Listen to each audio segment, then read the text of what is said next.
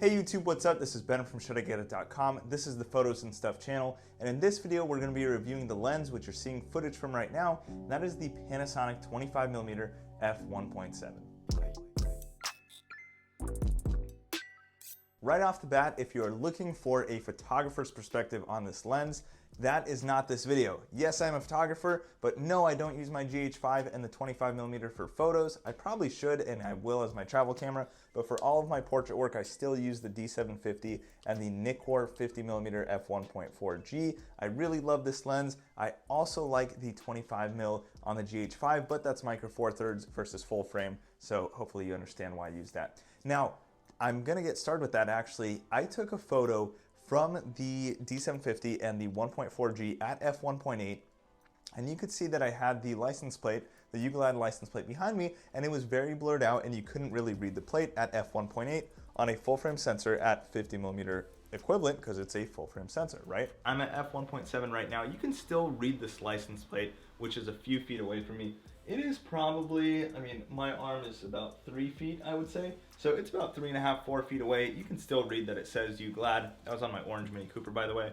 So it said orange Uglad when I got a ticket. Keep in mind that apertures and millimeter equivalents are not the same because it is a micro four thirds sensor. So f1.7 is actually more like f3.2. It depends on the focal length of the lens as well. But keep in mind, it's not going to be as blurred unless you have your subject very close to the camera. For instance, if we take a look at this fire hydrant here, you'll see that when I'm a little bit further from it, the headlights and taillights of the cars behind aren't super blurry. They're not in focus, but they're not super blurry. But as I get closer, if I bring in my focus to be more of a macro type shot, you'll see then we get that beautiful bokeh in the background. So keep that in mind. It's not going to be super blurry, but I think it looks really good. So the focusing right now, I have it on autofocus continuous with firmware 2.6 on the GH5. So hopefully as I move forward and lose a little bit of light, it will catch focus on my face.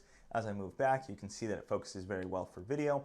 I usually use the rear autofocus button on the GH5 to change focus while I'm filming or to set focus and then film the shot. So I'll show you two examples. For instance, here I was filming the cars in focus on the road, and then I want to show kind of this rubble and debris on the sidewalk. So then I just move the camera down, hit the autofocus button. You can see it's transitioned between those two. This is pretty dark. This is ISO 1600 f1.7, 180 degree shutter angle, and I think it looks pretty good. Also, a quick trick for you guys is when you're filming product shots or something, what you can do is actually film the product and then play the clip in reverse so it looks like you moved the camera and got perfect focus on it. That's what I did for the shot of the D750, and I think it worked out pretty well. Now the other thing, of course, with filming in 4K and having a minimum focusing distance of less than 1 foot, it's actually 0.82 feet. It's really nice because, for instance, on the Zoom H1, if I want to show the memory card slot, all I have to do is film it off of a tripod or use the IS lock feature,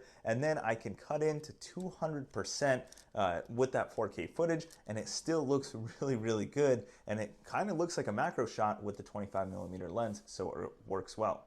Now, when it comes to focusing, I mentioned I use autofocus, or I keep the same focus throughout the shot, and I use the autofocus with the button. So I'm in manual focus mode, but I hit the back button autofocus on the GH5. The reason being is, for instance, on this 50mm Nikon lens, you can see it has a very smooth focus ring, and I can get a very wide range. So from macro all the way to its infinite range in one kind of smooth motion. It's still a little bit awkward, but it's doable on this lens. The Panasonic 25mm is so small that it actually takes multiple twists and turns, so you kind of have to let go of the lens and go again. You'll see that it looks kind of herky-jerky, so that's why I can't really recommend that you can go through the whole focal range in one motion, because otherwise you'd have to like start up here and then do this super awkward twist and pull your back and throw out a disc while doing it. It's just not worth it. So this lens, even if you had some sort of follow focus system, probably wouldn't work out all that well. Overall, I'm sure for photos it's fine. I will test it out with that for you guys if you want. Leave a comment down below. But for the money, for $150, it is a fantastic lens. You guys can see, hopefully it's sharp with the autofocus system, but the lens looks really good. It brings in a lot of light. It is very, very small. It's maybe about 2 or 3 inches tall. It weighs nothing, and I actually have a step-up filter thread ring so that I could use my ND filters with it, and just having that metal ring in the front of it makes it feel a little bit sturdier. I know it's all plastic like it's lightweight, but it's a fantastic lens, and especially with the GH5 in-body stabilization, even you can shoot handheld at 1.7, non-slow-mo. So most of the footage you guys saw here was f1.7, ISO 1600, filmed in natural light outside on the GH5 and at 24p. So that's what you get out of the camera with just a color conversion to the Rec 709 LUT in Final Cut Pro 10. So that is the 25mm 1.7. I hope you guys enjoyed this video. If you did, give it a thumbs up, subscribe for more, and let me know what you want to see in future reviews. I hope you have some feedback for me, and I look forward to seeing you in the next one. Thanks so much for watching. I appreciate it. Peace.